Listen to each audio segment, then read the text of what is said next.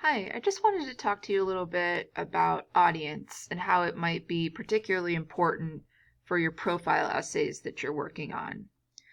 So we'll talk about what I have on the screen here in a few minutes, but I just wanted to make a few comments in general about audience and this paper that you're working on. So for you guys know, for any essay that you do or any type of writing that you do, it's always important to consider the audience, who you're writing to, because that's going to determine the writing that you do, right? Um, so, specifically with your profile essays, where you are writing about a subject that your audience is probably not very familiar with, it's going to be really important to include stuff that directly appeals to them and helps them through your essay so that they have a good understanding and gain some insight into your subject. Because, like we've talked about, that's really the purpose of a profile, to shed some light on a subject that the audience probably doesn't know very much about or has heard about, but you're trying to get them to look at the subject in a new way, right? So first thing always to consider is, who is that audience that I'm writing to? And like I talked about earlier in the learning activity, for sure one of the members of your audience is going to be your instructor, and you should certainly consider them when you're doing your writing. But I also encourage you to not only write to your instructor when you write an assignment. I think more often you should be writing for a general audience. So not just me, but anybody who might pick up this essay and read it. Because as we usually have your classmates read it, and you kind of never really know for sure who will see this thing that you've written, right? So what that means is, you kind of have to think about audience in two ways. For sure, I would always make sure you understand the assignment sheet that your instructor has given you for any sort of writing assignment. And you know that for our class, probably the best thing that you can do to understand what my expectations are is to look at the grading rubric. So as you're revising your profiles, make sure you pull up that grading rubric I have in Learning Resources to see how I'm going to grade this profile. Because if you go through each of those areas and make sure they're looking good, then there's a good shot that you're going to get a good grade on the paper, right? But at the same time, you also want to kind of include these things in your paper that are going to help anybody through it and might fit with any expectations that they have for your paper. Part of this is included in the genre that you're writing in. So, with profiles, there are certain expectations anybody's going to have when they read that type of essay. That the style is probably going to be a little less formal, that you're shedding light on some subject that the audience didn't know much about, that you're going to include some background information and combination of like secondary and firsthand research, all of that stuff. So, I think that, for the most part in a profile, you're trying to reach somebody or a group of people who don't know very much at all about your subject. And what that means is that you need to do various things to help bring them up to speed, which can be using description, adding research information, anything you can to give them enough information where they can reasonably understand what you're going to be talking about. When hopefully the reason why you chose a particular subject for your profile is that it kind of interests you as an individual. But you can't always assume that your audience is also going to be interested in that topic. Maybe they will, maybe they won't. So keeping that in mind, like, oh, maybe somebody won't find this as interesting as I do, you have to find ways to kind of gain that interest or curiosity on the part of the audience. And as we know, doing that in the introduction, like from the very beginning, where you do something to grab the audience's attention, is probably going to be really important for this type of essay. So like I said, I wanted to just take a sample profile that one of my students wrote about a year ago, and show you how you might take something that's okay or pretty good and consciously go through and try to add stuff that's going to help appeal to your audience. So if I scroll down a little bit here, I really just focused on one paragraph of this student's paper. So she's writing about single mothers and this specific single mother, but she's trying to talk about like what single mothers do in general as well. And just so you know, I changed the name just so there's a little bit of anonymity for this woman. But what I kind of like about this profile idea is that the writer has a very clear impression that she wants to show about this woman. And that is that this single mom is like Superwoman. So every single paragraph of the paper is helping to show that, this Superwoman quality, this idea that she may have a lot on her plate, but she manages to kind of do everything in this role, right?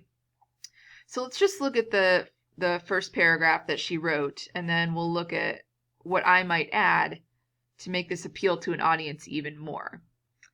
Vanessa Smith was a single mom who did whatever it took to raise her 2 daughters. Although she grew up in a household with both of her parents, life didn't turn out that way for her when she had her children. She had one daughter at the age of 16 and had another at the age of 24. Even though she became a teenage mom, she managed to graduate high school. She was hardworking and worked 2 jobs most of the time to keep a roof over her daughters' heads and food on the table. Her daughters have different fathers, but neither of them were around, so she took care of them on her own. Her daughters refer to her as Superwoman because growing up, that's who she reminded them of. So this isn't bad. I mean, we're getting some information, but, for an intro to a paper, we could probably have some more description here. It could probably be a little bit more attention grabbing.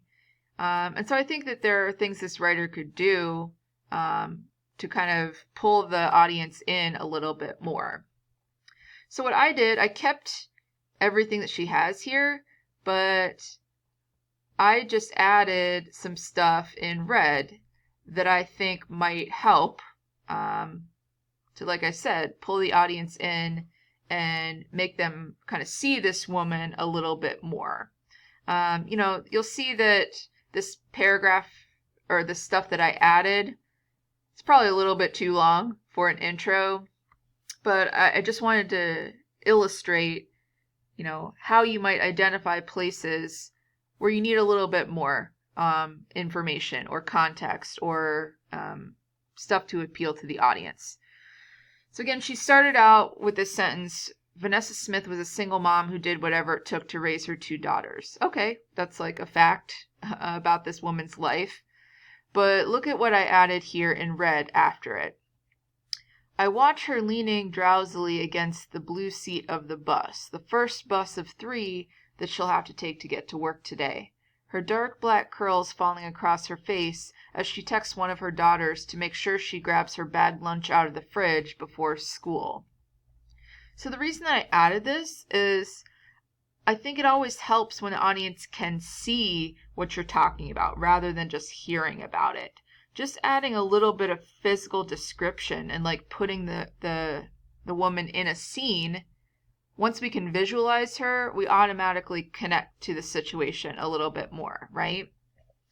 And, if the dominant impression here is that this woman's like Superwoman, she can do it all, I want to add something to get that impression across, right? So I said, that she had to take 3 buses to get to work, that despite that, she's texting her daughter and she, made her lunch for her this morning. Like, she did all this stuff before her days even really started, right? And again, I just made all this up, but, just that one sentence, I think, pulls the audience in and makes them see this woman a little bit more rather than just hearing, oh, she was a single mom who did a lot of stuff, right? If we look at the next part, the writer had, although she grew up in a household with both of her parents, life didn't turn out that way for her when she had her children. Again, that's sort of like a fact. Here's what happened, right? But here I added a couple of sentences to kind of explain maybe what this person is like and maybe why, she didn't necessarily end up in a relationship or household like her parents did, right? Again, all this is made up, but a petite and pretty young girl, Vanessa always looked at the best in people, and this sometimes caused her to trust young men who claimed their devotion through their words but not their actions. However, when she was let down in relationships, Vanessa never dwelled or held resentment. She believed in herself enough to know she was perfectly capable of being both mother and father to her kids. So that's it. I give a little bit more information about her, sort of about her character, right? That she's a trusting person and she doesn't hold resentment. But also this superwoman quality, right? That when relationships failed, she knew that she was capable of raising kids on her own, right? So like I said, don't just add description for description's sake. Make sure that that description is working for you and helping to show exactly what you want to show, right? So again, I added just one other thing here. If we look at what the writer originally had, she had one daughter at the age of 16 and had another at the age of 24. Even though she became a teenage mom, she managed to graduate high school. She was hardworking and worked 2 jobs most of the time to keep a roof over her daughters' heads and food on the table. So here's a place where I thought the writer could give a little bit more background about single mothers in general. So again, not only revealing what Vanessa is specifically like, but how this is something that a lot of women are going through today, right?